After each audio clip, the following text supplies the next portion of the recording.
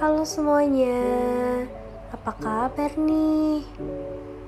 Nah, di sini aku mau jelasin tentang volume molar parsial.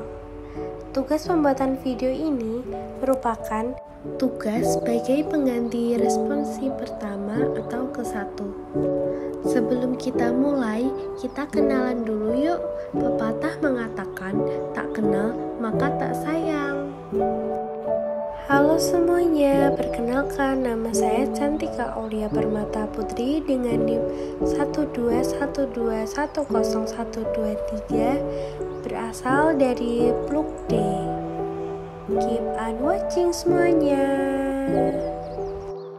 Sedangkan untuk dosen dan asisten praktikum kimia fisika ada Dr. Heri Septiakusuma SSIMT sebagai dosen pengampu mata kuliah praktikum kimia fisika, dan Ibu Anita Dewi ST dan Mas Taufik Anggita Wibisana sebagai asisten praktikum kimia fisika.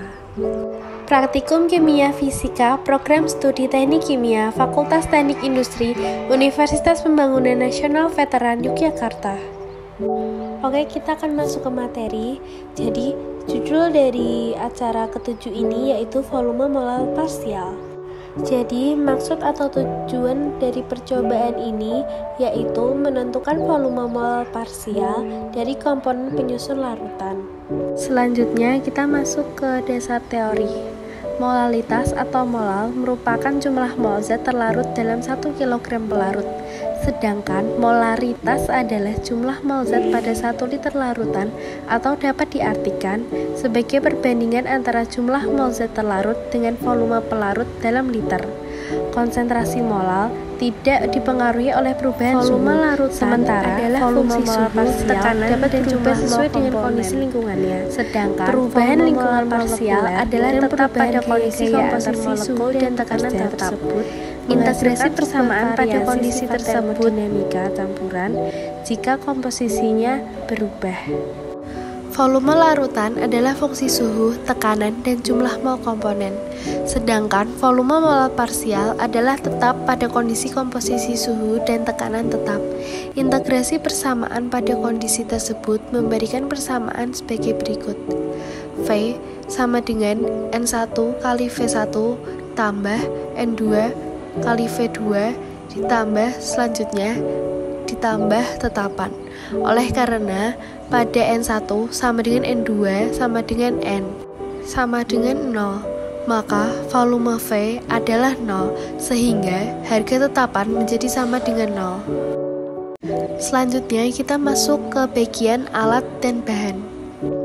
Bagian pertama yaitu alat. Alat-alat apa aja sih yang digunakan?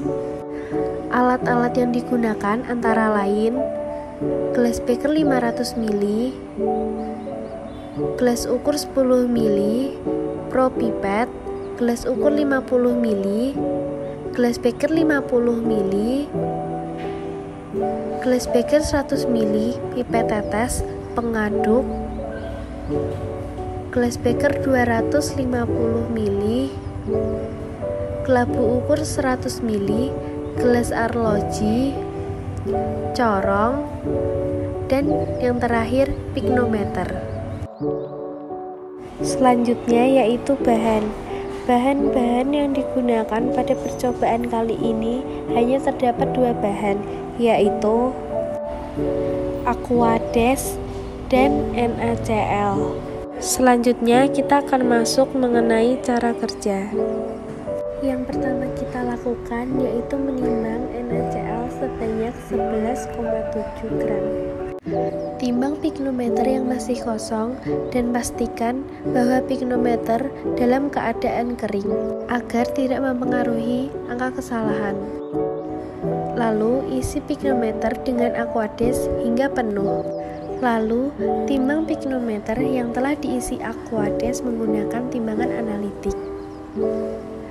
Tuang NaCl yang telah ditimbang ke dalam gelas beker. Tambahkan Aquades ke dalam NaCl yang telah dituang ke dalam gelas beker secukupnya. Hal ini digunakan untuk menghancurkan NaCl. aduk Aquades dan NaCl hingga NaCl larut. Larutan NaCl tadi yang sudah larut selanjutnya dipindahkan ke dalam labu ukur ukuran 100 ml. Lalu larutan tadi ditambahkan Aquades hingga batas yang ada pada labu ukur. Setelah itu tidak lupa larutan digocok hingga larutan menjadi homogen. Larutan yang telah digocok tadi selanjutnya diukur menggunakan gelas ukur sebanyak 50 ml. Larutan yang sudah diukur sebanyak 50 ml tadi kemudian dituang ke dalam labu ukur ukuran 100 ml. Setelah dituang, ditambahkan Aquades hingga batas yang ada pada leher labu ukur. Ulangi langkah-langkah tadi dengan konsentrasi yang berbeda sampai didapatkan hasil pengenceran dengan konsentrasi yaitu 0,125 molal, 0,25 molal, 0,5 molal, 1 molal, dan juga 2 molal. Masing-masing dipindahkan ke dalam piknometer ukuran 10 ml hingga penuh, lalu ditutup. Ulangi dengan larutan yang memiliki konsentrasi yang berbeda. Setelah dituang ke dalam piknometer ditimbang menggunakan timbang analitik secara bergantian sehingga didapatkan hasil sebagai berikut. Saat piknometer kosong ditimbang, berat yang didapatkan yaitu 15,77 gram. Pada saat piknometer berisi Aquades, didapatkan berat 25,14 gram. Pada saat piknometer diisi 0,25 molal NaCl, didapatkan berat 25,80 gram. Pada saat piknometer diisi dengan 0,25 molal NaCl, didapatkan berat 25,84 gram.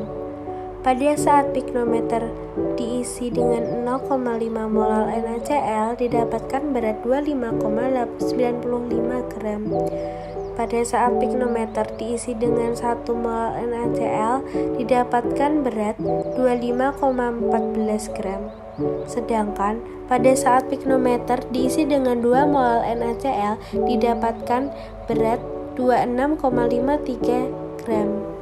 Sedangkan untuk suhunya sendiri yaitu 25 derajat Celcius. Sekarang kita akan masuk ke bagian pembahasan.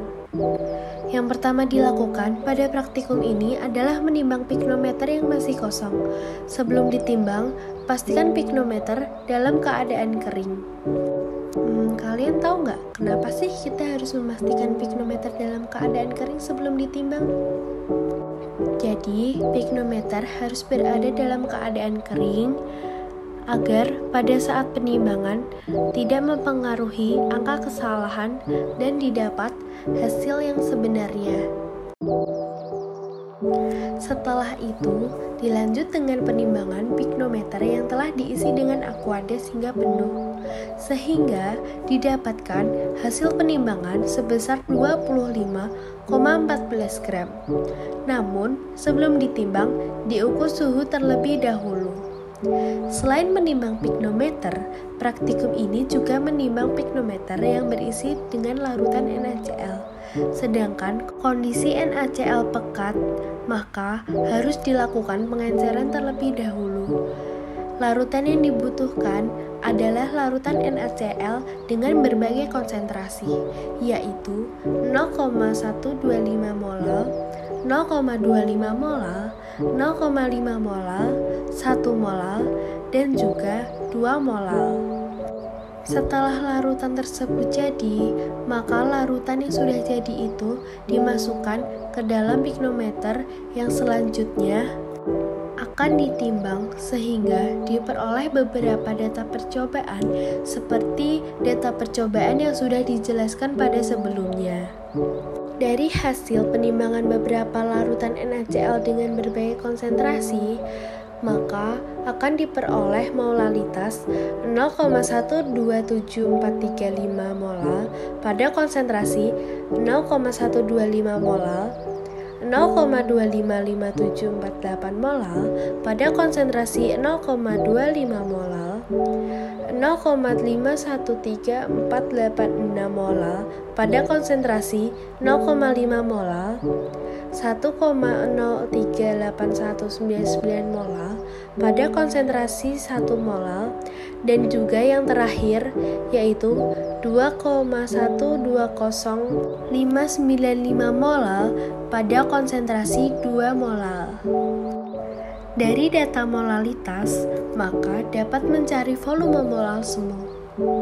Volume molal semu yang didapat adalah 122,0329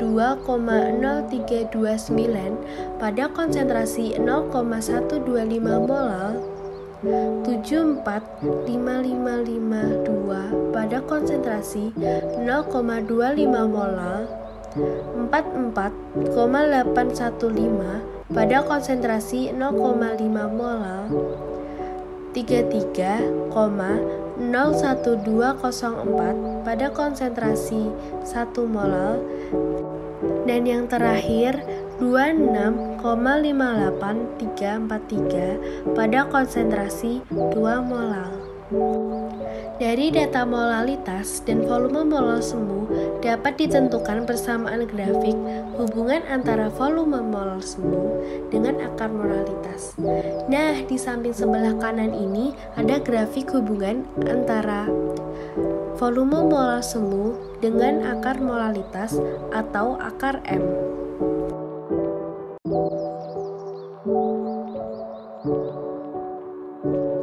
Setelah kita melakukan percobaan, perhitungan, dan juga pembahasan, maka dapat disimpulkan bahwa semakin tinggi volume molar semu maka konsentrasinya menjadi kecil, dan grafik tersebut menunjukkan semakin besar akar M, maka volume molar semu semakin besar.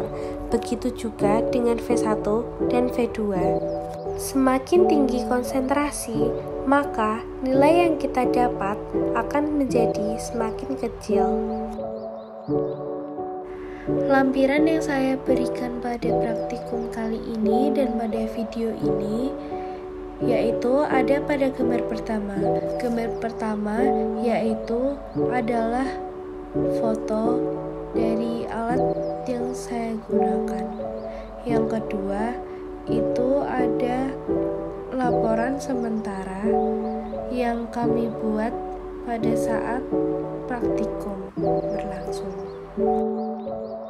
Untuk yang terakhir, daftar pustaka saya mengambil dari buku petunjuk praktikum kimia fisika jurusan Teknik Kimia Fakultas Teknik Industri UPN Veteran Yogyakarta yang ditulis oleh Ibu Murni SW dan Ibu Suswanti pada tahun 2022. Saya juga mengambil daftar pustaka dari volume molar parsial dari Departemen Teknik Kimia Industri Institut Teknologi 10 November karya Putri B.A. Prayuda, Susanto, dan Hamzah pada tahun 2021.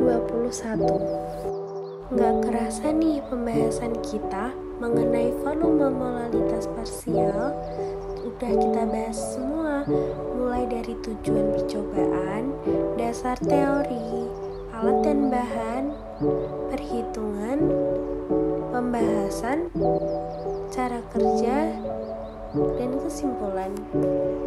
Kalian semua paham nggak? Aku harap sih kalian semua paham. Sekian apa yang bisa saya sampaikan. Bila ada kesalahan mohon dimaafkan. Thank you.